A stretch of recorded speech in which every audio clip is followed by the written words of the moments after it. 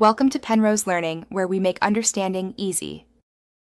In this video, I will show you how to change your Tesla Model 3 air filter. This is a straightforward maintenance task that you can easily do yourself, saving time and money. First, gather your essential tools, a trim removal tool and a T20 Torx screwdriver. You will also need 2 new HEPA cabin air filters. Before starting, park your vehicle on a level surface and turn off the climate control system for safety.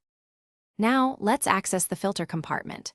Begin by moving the front passenger seat completely rearward and removing the floor mat.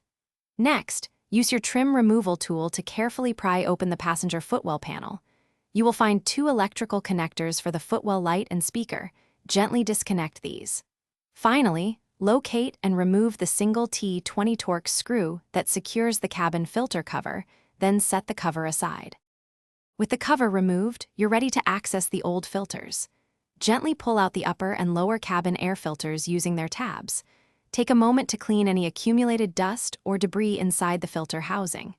Now, for installation, insert the new lower filter first, making sure its airflow arrow points towards the rear of the vehicle.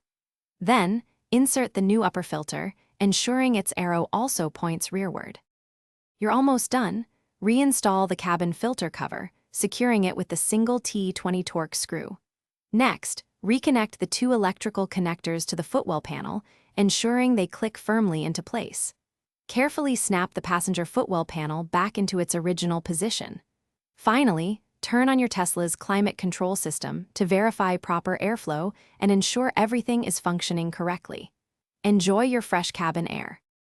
Thanks for watching. If this was helpful, leave a like and consider subscribing. See you next time.